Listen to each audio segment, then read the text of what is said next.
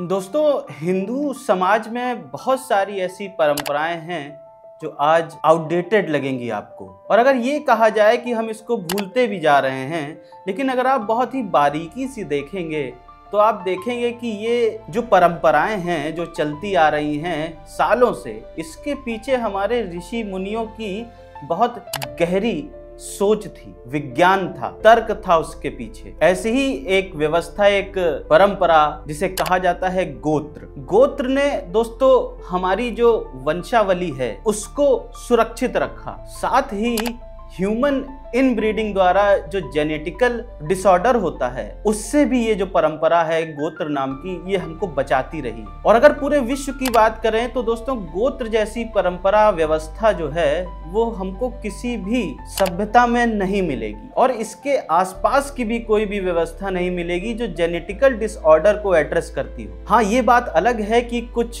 सभ्यताओं में एक ऐसी व्यवस्था तो मिल जाएगी कि लोग अपना एक ग्रुप बनाते थे, लेकिन वो ग्रुप इसलिए बनाते थे क्योंकि उनको जेनेटिकल प्योरिटी करनी होती थी, वो आपस में ही शादी कर लेते थे। साथ ही व्यापार बढ़ाने के लिए भी इस तरह के ग्रुप बनाए जाते थे जिसको हम क्लास कहा करते थे। लेकिन हमने यानी भारत ने गोत्र जैसी व्यवस्था को जो है वो विकसित किया, लागू किया। पर दोस्तों विडंबना देखिए, सालों से चली आ रही परंपरा के बारे में आज हम जानते ही नहीं हैं। हम में से बहुत ऐसे लोग होंगे जिनको अपना गोत्र ही नहीं पता होगा, और दूर जाने की तो जरूरत ही नहीं है। हमें तो ये भी नहीं पता है कि आज जब हमारी शादी होती है तो हम सेम जाति ढूंढते हैं, लेकिन गोत्र अलग क्यों ढूंढते हैं। हमारे पुरखों ने ये जो गोत्र व्यवस्था लागू करी थी ये आज की नहीं है दोस्तों, ये बहुत सालों पुरानी है। और इसीलिए आज हम गोत्र का विज्ञान समझेंगे, और विज्ञान ही नहीं, आज हम ये भी समझेंगे कि अगर आपको अपना गोत्र नहीं पता है तो उसको कैसे पता किया जाए। पर उससे पहले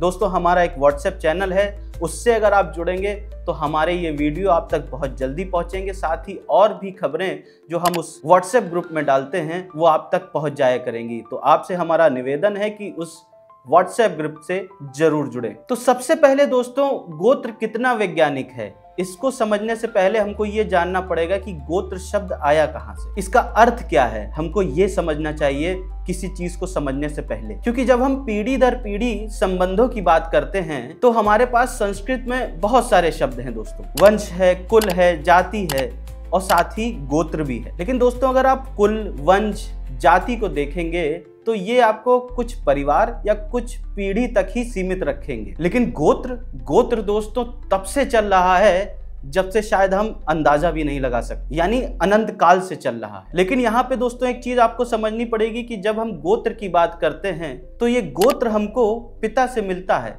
माता से नहीं। यानी जब बच्चा कोई पैदा होता है तो उसका गोत्र वो माना जाता है जो उसके पिता का है, ना कि माता का माना जाता है। और जब बच्चे का हम विवाह करते हैं तभी हम इंश्योर कर लेते हैं कि गोत्र क्या होगा। अब मैं ऐसा क्यों कह रहा हूं? ऐसा मैं इसलिए कह रहा हूं कि जब किसी स्त्री का विवाह होता है तो जो उसका गोत्र होता है विवाह के पहले वो उसके पिता का गोत्र होता है, पर जब उसका विवाह हो जाता है तो वही स्त्री का गोत्र अपने पति का गोत्र हो जाता है। और इसी को हमारे समाज में कन्यादान कहते हैं। कन्यादान को लेकर थोड़ा कंफ्यूजन है, आपको यहाँ समझना पड़ेगा। यानी अगर आपसे कोई कहते हैं कि हमने आज कन्यादान किया है तो उसने अपनी कन्या का दान नहीं किया है, कन्या के गोत्र का दान हुआ है। मतलब कन्या की जब शादी हुई तो उसने अपने पिता का गोत्र त्याग दिया और अपने पति का गोत्र अपना लिया। मतलब जब उसका विवाह हुआ तो वो अपने गोत्र को छोड़ के, अपने पिता के गोत्र को छोड़ के अपने पति के गोत्र में वो प्रवेश कर गई। और ऐसे में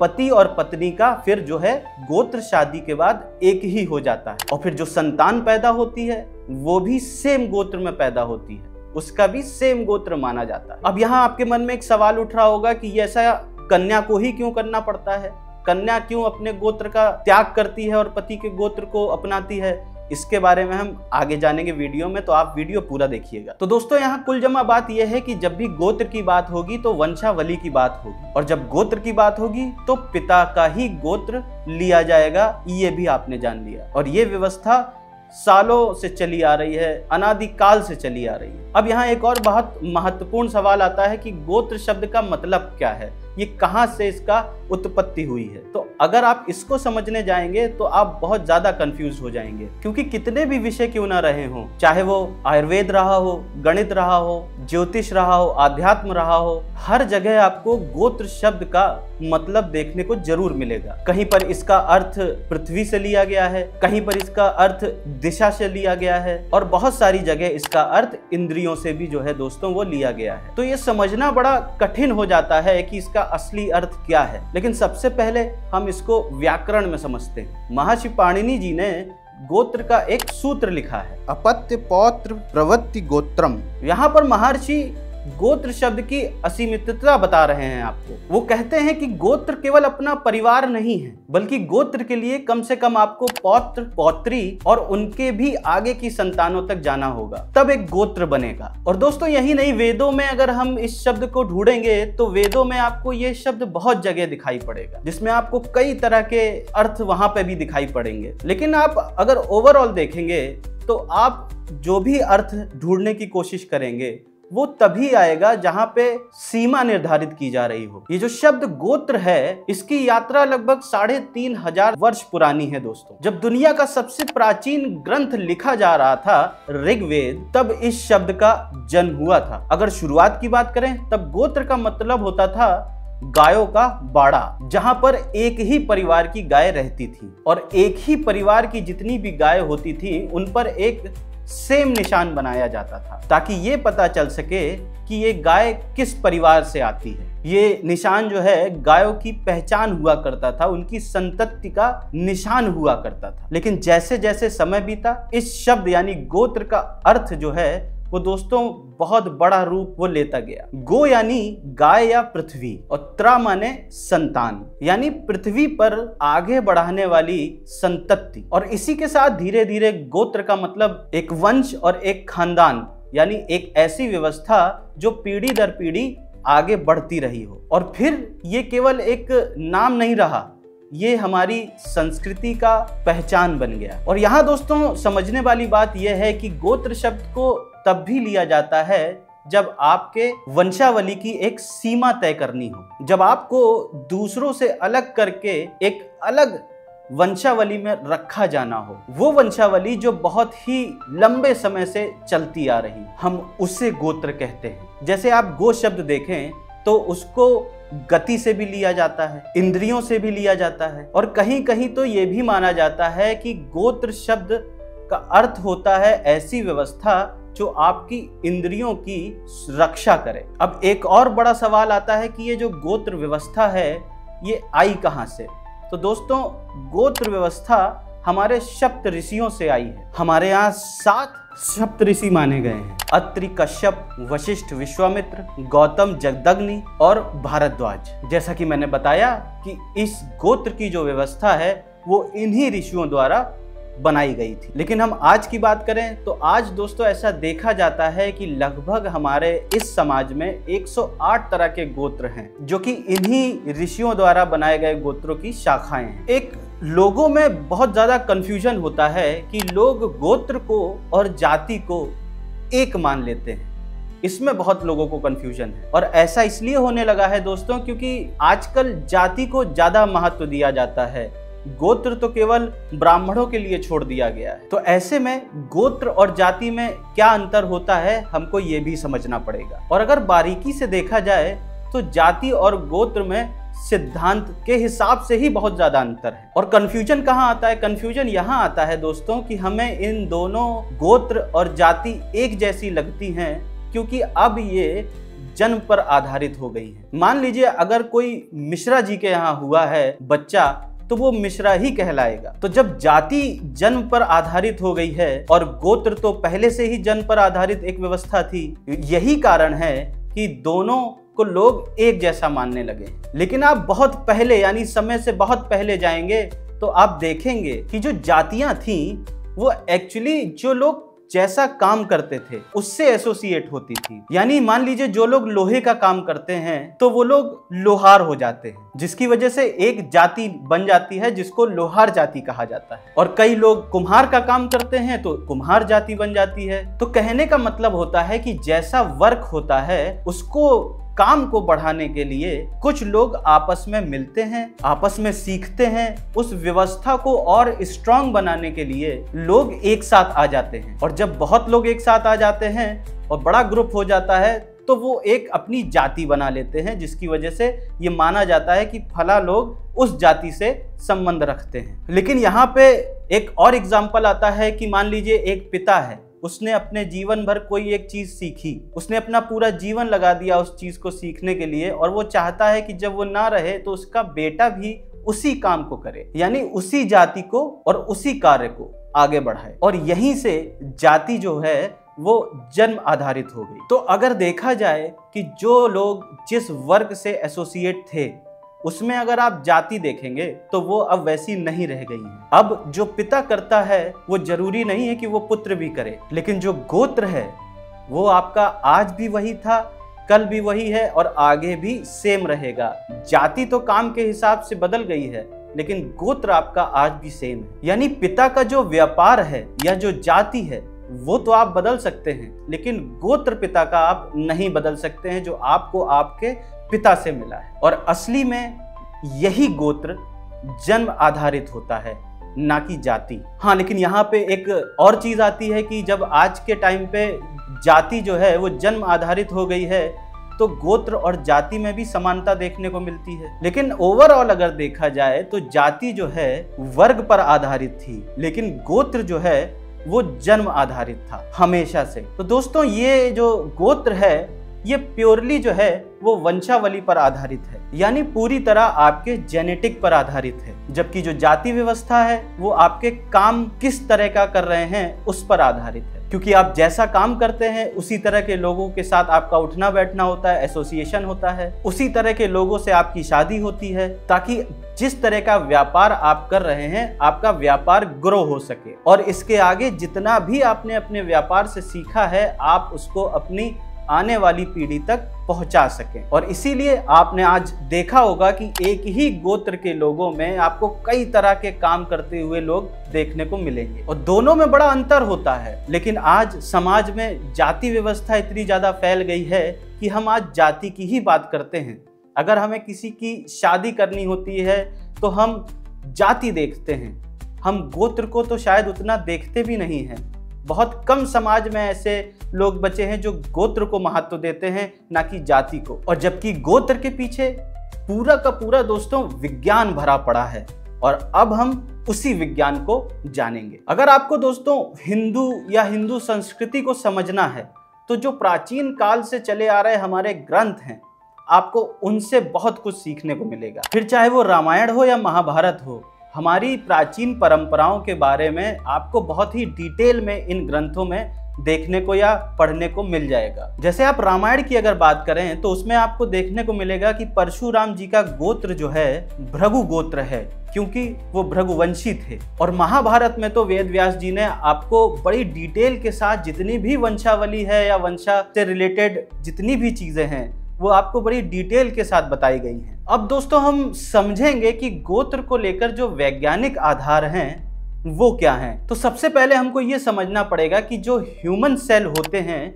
उसमें टोटल 23 तरह के क्रोमोसोम होते हैं, जो कि 2-2 की संख्या यानी पेयर में होते हैं। और हर क्रोमोसोम में एक क्रोमोसोम आपके माता की तरफ से आता है, एक क्रोमोसोम आपके पिता की तरफ से आता है, यानी 23 क्रोमोसोम जोड़े होते हैं। तो टोटल कितने हुए?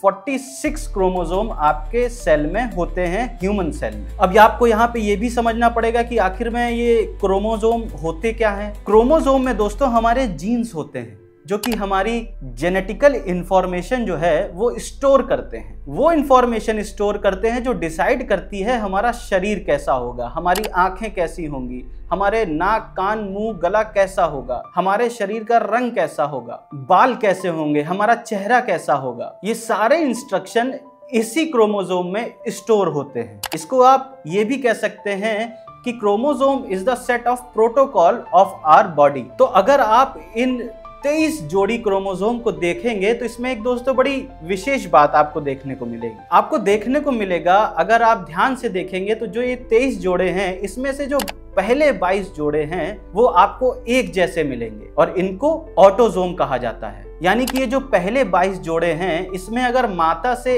X टाइप का क्रोमोसोम आएगा तो पिता से भी X ही टाइप का क्रोमोसोम आपको देखने को मिलेगा। यानी कि ये जो 22 जोड़े, पहले 22 जोड़े हैं, ये आपको XX टाइप के क्रोमोसोम देखने को मिलेंगे। लेकिन आप 23rd जो क्रोमोसोम है उसको देखेंगे तो आपको वहां पे कुछ चेंज मिलेगा। तो दोस्तों ये जो 23वां यानी 23rd क्रोमोसोम है, इसको हम कहते हैं सेक्स क्रोमोसोम, यानी आपका लिंग यही आधारित करता है। तो जब यहाँ पे आपको डिफरेंस देखने को मिलता है तो यहाँ पे आपको XX भी मिल सकता है, XY भी मिल सकता है। यहाँ पे हम X और Y की बात कर रहे हैं तो आपको यहाँ पे ये ध्यान रखना पड़ेगा कि ये जो Y क्रोमोसोम होता है ये पुरुष विशेषता वाला होता है, यानी Y क्रोमोसोम केवल पुरुष से ही आता है। यानी कि जो ये लास्ट जोड़ा था क्रोमोसोम का, इसमें अगर आपको XX क्रोमोसोम देखने को मिलते हैं, यानी माता से भी X और पिता से भी X, तो आपको पुत्री का जन्म होगा। लेकिन अगर माता से X आता है और पिता से Y आ जाता है तो पुत्र का जन्म होगा। तो यहाँ पे आप देख सकते हैं दोस्तों कि लॉन्ग रन में अगर देखा जाए तो ये जो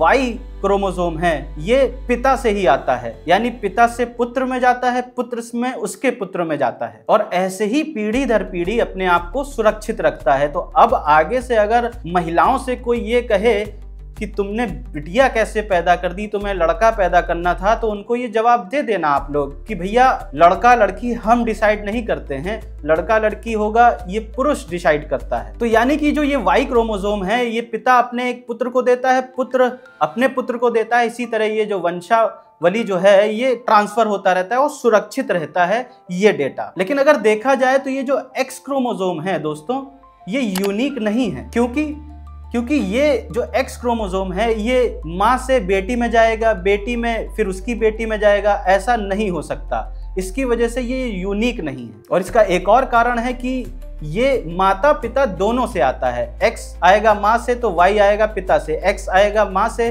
और X ही पिता से भी आ सकता है।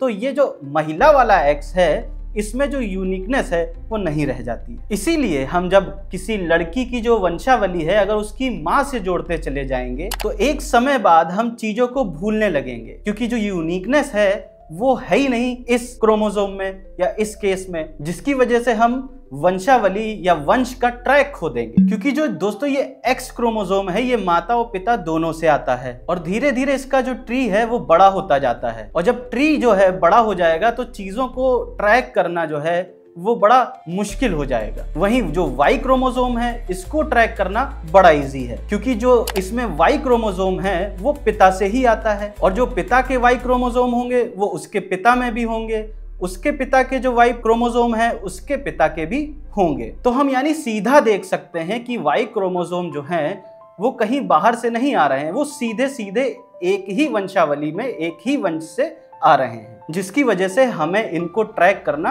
बड़ा आसान हो जाता है। और इसीलिए ये जो Y क्रोमोसोम है इसको ट्रैक करना बड़ा आसान माना जाता है, यूनिक होता है। इसीलिए जो हमारी गोत्र व्यवस्था थी उसमें वैज्ञानिक आधार इसीलिए था कि हम इसको पितृवंशीय बनाएं, यानी पुरुष वंशीय बनाएं, ना कि महिला के वंश से इसको जोड़ा जाए। लेकिन दोस्तों यहाँ पे एक चीज समझनी पड़ेगी कि Y क्रोमोसोम को ट्रैक करना तो बड़ा आसान है, लेकिन Y क्रोमोसोम के साथ एक समस्या भी है और यहीं पर आपको इसका जवाब मिलेगा कि सेम गोत्र में विवाह क्यों नहीं करना चाहिए। और इसीलिए ये मना किया जाता है कि सेम गोत्र में विवाह ना किया जाए। पति पत्नी हो जो उनका गोत्र अलग अलग होना चाहिए। तो इसको समझने से पहले आपको ये याद रखना पड़ेगा कि जैसा मैंने बताया कि 23 जोड़े होते हैं हमारे मानव के क्रोमोसोम में, जिसमें हमारी जेनेटिक इंफॉर्मेशन होती है कि हमारा शरीर कैसा रहेगा, बाल कैसे रहेंगे, आंखें कैसी रहेंगी।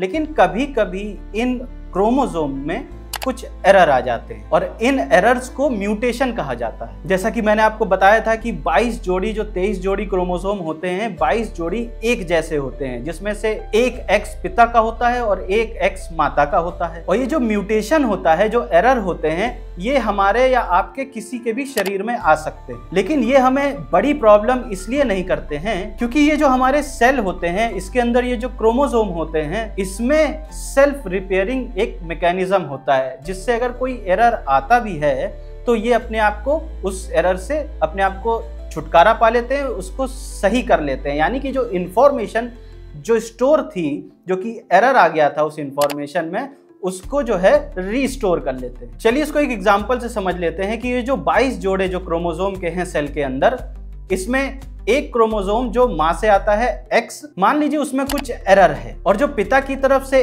X क्रोमोसोम आया है उसमें कोई एरर नहीं है, वो बिल्कुल ठीक है। तो अगर इसमें कुछ एरर है और दोनों ये जो क्रोमोसोम हैं ये आपस में जब कंबाइन होते हैं तो जिसमें जो दोष होता है उसको वो दूसरा वाला उसको वो रेक्टिफाई कर लेता है, उसको सही कर लेता है, इंफॉर्मेशन जो लॉस्ट है उसको रिस्टोर कर लेता है। अब लेकिन एक ऐसी सिचुएशन आ जाती है जिसमें एक X जो माता की तरफ से आ रहा है उसमें एरर है, और जो पिता की तरफ से X आ रहा है उसमें भी एरर है।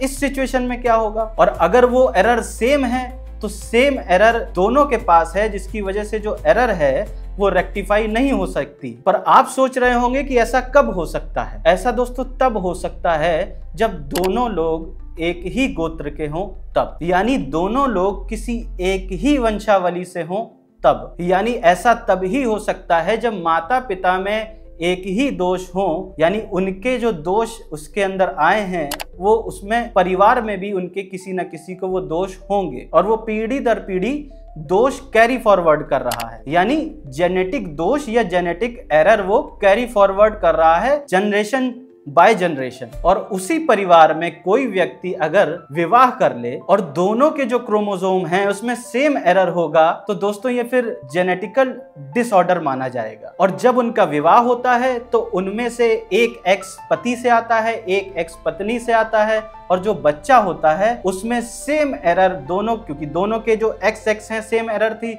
और वही एरर उस बच्चे के अंदर भी आ जाते हैं जिसको हम बोलते हैं जेनेटिकल डिसऑर्डर। और इसीलिए कहा जाता है कि एक ही परिवार में, एक ही कुल में, एक ही गोत्र में विवाह नहीं करना चाहिए। वहीं हमारा जो अंतिम पेयर है, हमने 22 पेयर की तो बात कर ली, लेकिन जो लास्ट पेयर है उसकी अगर हम बात करें तो एक तो X माँ की तरफ से आ जाता है, Y पिता की तरफ से आ जाता है। और अगर आप सेम गोत्र में शादी कर लेते हैं तो X और Y के केस में, यानी लास्ट वाला जो पेयर है उसके केस में तो समस्या और बढ़ जाती है, क्योंकि अगर आपके क्रोमोसोम में XX है और एक में कमी है तो दूसरा आपको रेक्टिफाई कर लेता है। लेकिन दोस्तों XY में क्या होता है? मान लीजिए अगर Y में एरर है तो Y के पास Y तो है नहीं जिसकी वजह से वो रेक्टिफाई कर सके, अपनी इंफॉर्मेशन रिस्टोर कर सके। तो इसीलिए Y अपने आप को सही करने के लिए, रिस्टोर करने के लिए, रेक्टिफाई करने के लिए अपने आप पे डिपेंड रहेगा। और इसीलिए देखा गया है सालों से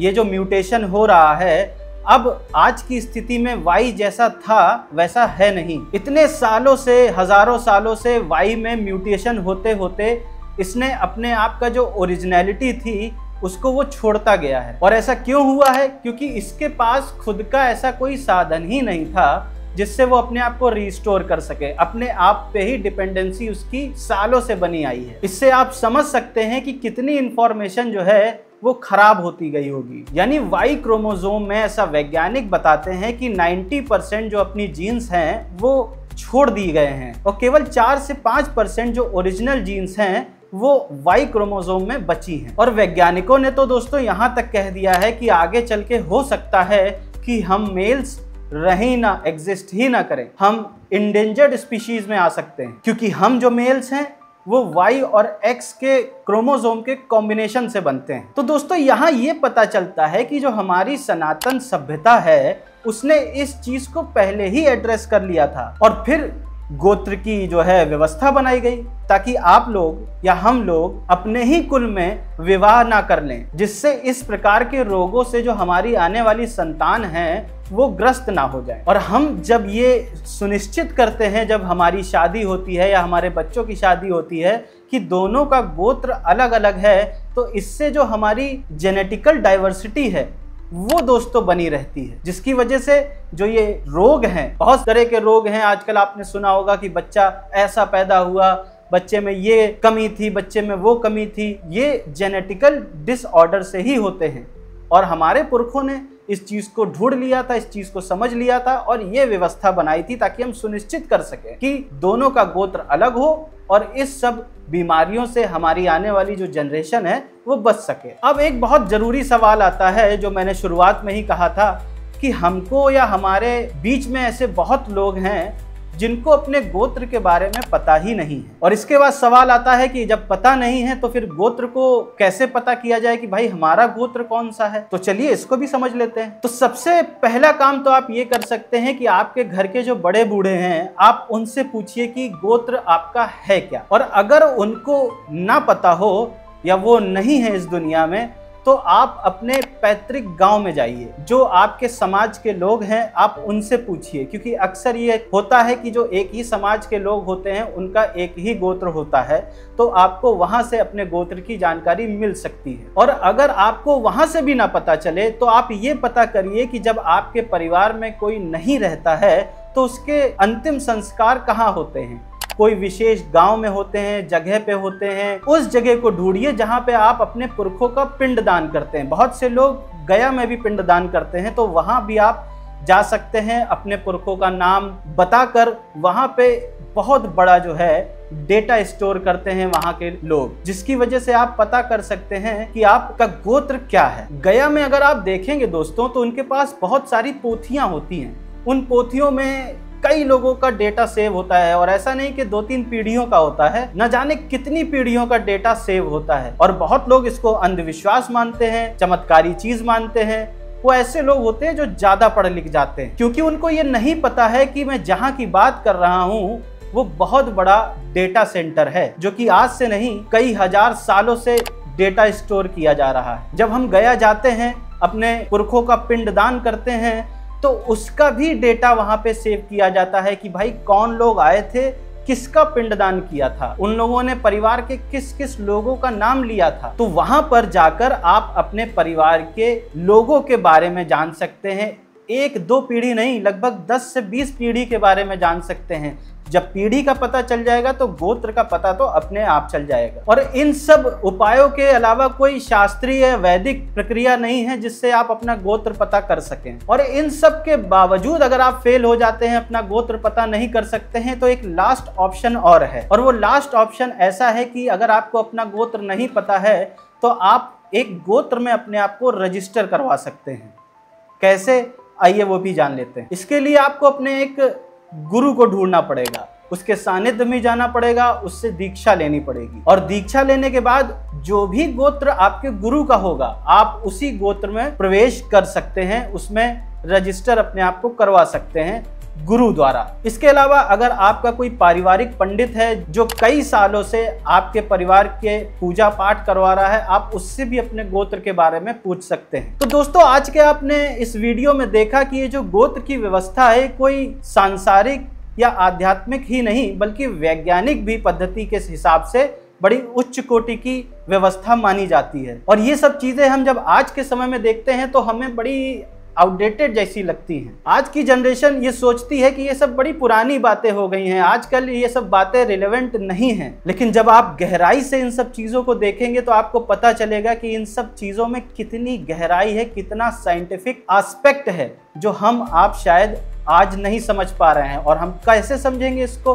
हम ऐसे समझेंगे जब हम इसमें अंदर तक जाएंगे। और इस परंपरा यानी गोत्र परंपरा के बारे में आप क्या विचार रखते हैं हमें कमेंट सेक्शन में जरूर बताइएगा। आज का वीडियो आपको कैसा लगा हमें कमेंट में ये भी जरूर बताइएगा। कुछ नए वीडियो टॉपिक अगर आपको चाहिए हो तो आप हमें कमेंट में वो भी बता सकते हैं। और इस वीडियो से अगर आपको थोड़ी भी दोस्तों वैल्यू मिली है तो अपने दोस्तों, अपने परिवार वालों को जरूर भेजें ताकि उन तक भी ये इन्फॉर्मेशन पहुंच सके कि हमारा सनातन कितना बड़ा विराट है। और अगर आप ये वीडियो YouTube पे देख रहे हैं तो सब्सक्राइब कर सकते हैं, Facebook पे देख रहे हैं तो फॉलो कर लीजिए। आप हमें Instagram और थ्रेड पे भी फॉलो कर सकते हैं। हमारी वेबसाइट है जिसमें आप बहुत सारी न्यूज़ भी जो है पढ़ सकते हैं। आप वहाँ भी लॉग इन कर सकते हैं www.tuyodoindia.com। जैसा मैंने वीडियो के शुरुआत में बताया था, हमारा एक व्हाट्सएप चैनल है, आप उसको भी फॉलो कर सकते हैं जिससे आपको हमारे वीडियो ये जल्दी मिल जाएं। बाकी खबरें भी जो हैं वो आप तक आसानी से पहुंच सकें। आज के लिए बस इतना ही। मैं फिर जल्दी वीडियो लेकर आऊँगा एक नए टॉपिक पर। तब तक के लिए जय हिंद, जय भारत, नमस्ते। Sabes que?